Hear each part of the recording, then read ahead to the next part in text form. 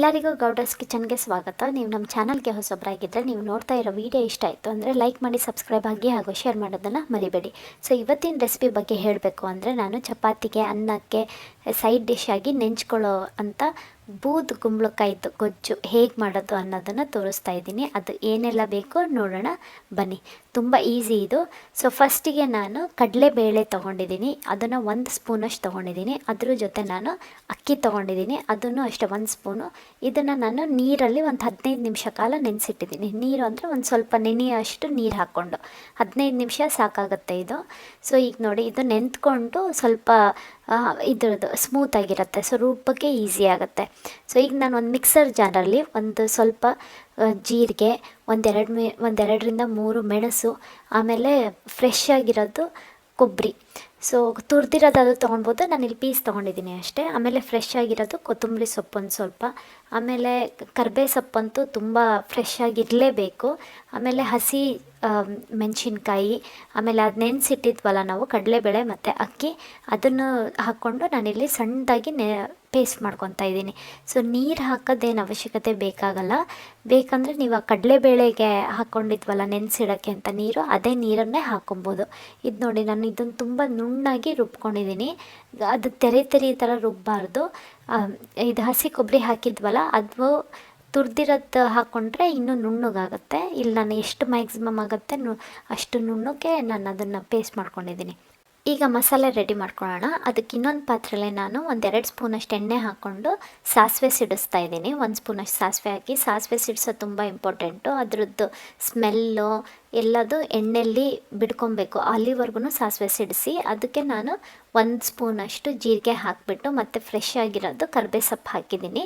ಕರ್ಬೇ ಸೊಪ್ಪಿಂದು taste ಮತ್ತು ಸಾಸಿವೆ taste ಎರಡು ಕೂಡಿ ಬರಬೇಕು ಅದು ಗೊಜ್ಜಿಗೆ. ಇದಕ್ಕೆ ನಾನು ಒಂದು ಒಣಮೆಣ್ಸಿನ್ಕಾಯಿನ ಕಟ್ ಮಾಡಿ ಹಾಕಿದ್ದೀನಿ. ಅದ್ರ ಜೊತೆನೇ ನಾನು ಇದನ್ನು ಮಸಾಲ ಪೇಸ್ಟ್ ಮಾಡ್ಕೊಂಡಿದ್ವಲ್ಲ ಅದನ್ನು ಹಾಕಿದ್ದೀನಿ. ಸೊ ನೀರು ನಾನು ಎಕ್ಸ್ಟ್ರಾ ಥರ ಹಾಕಿಲ್ಲ, ಅದು ಮಿಕ್ಸರ್ ಜಾರ್ಗೆ ಸ್ವಲ್ಪ ನೀರು ಹಾಕಿಬಿಟ್ಟು ಕೆಳಗೆಲ್ಲ ಹಾಗೆ ಉಳ್ಕೊಂಡಿರುತ್ತಲ್ಲ ಮಿಕ್ಸರ್ ಜಾರಲ್ಲಿ ಮಸಾಲ ಪೇಸ್ಟು, ಅದನ್ನು ಹಾಕಿದ್ದೀನಿ ಅಷ್ಟೇ. ನಾನು ಎಕ್ಸ್ಟ್ರಾ ನೀರು ಥರ ಹಾಕಿಲ್ಲ. ಸೊ ಇದನ್ನು ನಾನು ಸಣ್ಣದಿಂದ ಮೀಡಿಯಮ್ ಫ್ಲೇಮಲ್ಲೇ ಹಿಂಗೆ ಕೈ ಆಡಿಸಿದ್ದೀನಿ. ಈಗ ಇನ್ನೊಂದು ಪಾತ್ರೆಯಲ್ಲಿ ನಾನು 1-2 ಕಪ್ಪಷ್ಟು ನೀರು ತೊಗೊತಾ ಇದ್ದೀನಿ. ಇದು ಏನಕ್ಕೆ ಅಂತ ಅಂದರೆ, ಈ ಬೂದು ಕುಂಬಳಕಾಯಿ ಈಗ 1-2 ಕಪ್ಪಷ್ಟು ಮೀಡಿಯಮ್ ಸೈಜಲ್ಲಿ ಕಟ್ ಮಾಡ್ಕೊಂಡು ಇಟ್ಕೊಂಡಿರೋದು, ಇದನ್ನು ನಾನು ನೀರಲ್ಲಿ ಬೇಯಿಸ್ಕೊತಾ ಇದ್ದೀನಿ. ಇದನ್ನು ಬೇಕಂತ ಅಂದರೆ ಕುಕ್ಕರಲ್ಲೂ ಬೇಯಿಸ್ಕೊಬೋದು, ಬಟ್ ಕುಕ್ಕರಲ್ಲಿ ಅಂದರೆ ತುಂಬ ಮಷಿ ಥರ ಆಗಿಬಿಡತ್ತೆ, ಭಾಳ ಬೆಂದುಬಿಡತ್ತೆ. ಅದಕ್ಕೋಸ್ಕರ ಈ ಥರ ನೀರಲ್ಲಿ ಬೇಯಿಸ್ಕೊಂಡ್ರೆ ಕರೆಕ್ಟ್ ಆಗುತ್ತೆ. ಇದನ್ನು ಭಾಳ ಹೊತ್ತು ತೊಗೊಳ್ಳಲ್ಲ, ಒಂದು 5ರಿಂದ ಮ್ಯಾಕ್ಸಿಮಮ್ ಅಂದರೆ ಒಂದು 8 ನಿಮಿಷ ತೊಗೊಳುತ್ತೆ ಅಷ್ಟೇ.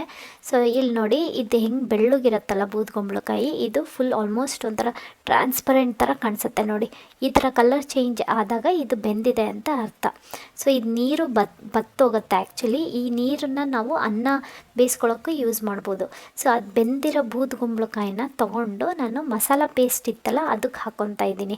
ಸೊ ಈಗ ಇದು ಬೆಂದಾಗಿದೆ, ಆಮೇಲೆ ಮಸಾಲ ಪೇಸ್ಟೂ ಆಲ್ಮೋಸ್ಟ್ ಬೆಂದಾಗಿದೆ. ಸೊ ಈಗೇನು ಜಾಸ್ತಿ ಬೇಯಿಸೋ ಅಂಥದ್ದೇನಿಲ್ಲ. ಈಗ ಇದನ್ನು ಚೆನ್ನಾಗಿ ಮಿಕ್ಸ್ ಮಾಡಬೇಕು, ತುಂಬ ಪ್ರೆಸ್ ಮಾಡಿ ಎಲ್ಲ ಮಿಕ್ಸ್ ಮಾಡಬೇಡಿ, ಒಂಥರ ಸ್ಮೂತಾಗಿ ಮಿಕ್ಸ್ ಮಾಡಿ. ಯಾಕೆ ಅಂತಂದರೆ ಬೂದುಗುಂಬಳಕಾಯಿ ಬೆಂದಿರುತ್ತಲ್ಲ, ಮತ್ತು ಇನ್ನೂ ಪೇಸ್ಟ್ ಥರ ಆಗಿಬಿಡತ್ತೆ ನೋಡಿ. ಈ ಥರ ಕುದಿ ಬರಬೇಕು.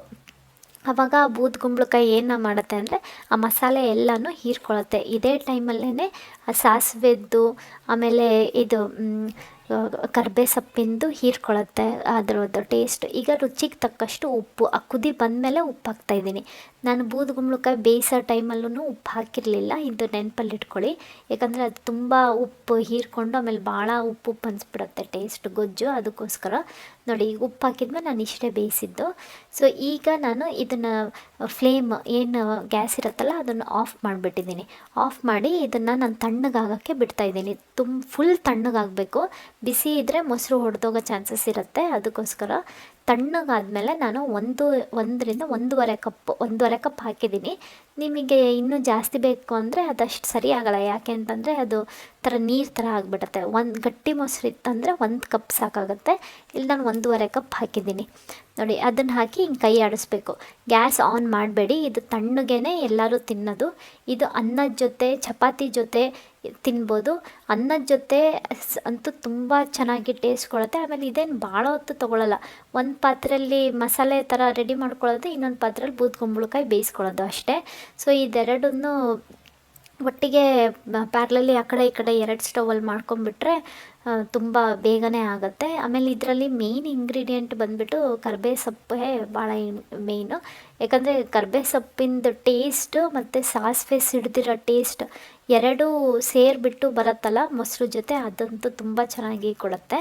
ಆಮೇಲೆ ಇದು ಬೂದ್ಕುಂಬಳಕಾಯಿ ನಿಮಗೆ ಗೊತ್ತಿರೋ ಹಾಗೆ ತುಂಬ ಹೆಲ್ತಿ ಇದು. ಅಂದರೆ ಇದ್ರ ಜ್ಯೂಸೂ ಸಹ ಮಾಡಿಕೊಂಡು ಕುಡಿತಾರೆ, ಅಷ್ಟು ಹೆಲ್ತಿ ಇದು. ಸೊ ಇದು ಒಂಥರ ವೇ ಅಂತ ಹೇಳ್ಬೋದು ತಿನ್ನೋದಕ್ಕೆ ನೋಡಿ. ಆಮೇಲೆ ಒಣಮೆಣ್ಸಿನ್ಕಾಯಿ, ನಿಮಗೆ ಖಾರ ಇನ್ನೂ ಜಾಸ್ತಿ ಬೇಕು ಅಂತ ಅಂದರೆ ಹಸಿಮೆಣ್ಸಿನ್ಕಾಯಿ, ಬೇಡ ಅಂತಂದರೆ ಒಣಮೆಣ್ಸಿನ್ಕಾಯಿನೇ ಇನ್ನೊಂದೆರಡು ಒಗ್ಗರಣೆಗೆ ಹಾಕಿದರೆ ಅದ್ರದ್ದು ಟೇಸ್ಟ್ ಕೊಡುತ್ತೆ. ಆಮೇಲೆ ಕೊತ್ತಂಬರಿ ಸೊಪ್ಪು ಲಾಸ್ಟಿಗೆ ಹಾಕಿ, ಮುಂಚೆನೇ ಹಾಕಿದರೆ ಅದು ಒಂದು ಸ್ವಲ್ಪ ಇದಾಗುತ್ತೆ. ಸೊ ಇವತ್ತು ತಣ್ಣಗೆ ಟೇಸ್ಟಿಯಾಗಿರೋದು, ಹೆಲ್ದಿಯಾಗಿರೋದು ಬೂದ್ಕುಂಬಳಕಾಯಿ ಗೊಜ್ಜು ಸವಿಯಲು ರೆಡಿಯಾಗಿದೆ. ಇವತ್ತಿನ ರೆಸಿಪಿ ನಿಮಗೆ ಇಷ್ಟ ಆಗಿದೆ ಅಂತ ಅಂದ್ಕೊತೀವಿ. ನೀವು ಮನೇಲಿ ಮಾಡಿ ಹೇಗಾಗಿದೆ ಅಂತ ನಮಗೆ ಕಮೆಂಟಲ್ಲಿ ತಿಳಿಸಿ. ಹಾಗೂ ನಮ್ಮ ಚಾನಲ್ ಗೌಡರ್ಸ್ ಕಿಚನ್ಗೆ ಸಬ್ಸ್ಕ್ರೈಬ್ ಆಗೋದನ್ನು ಮರಿಬೇಡಿ. ಧನ್ಯವಾದಗಳು.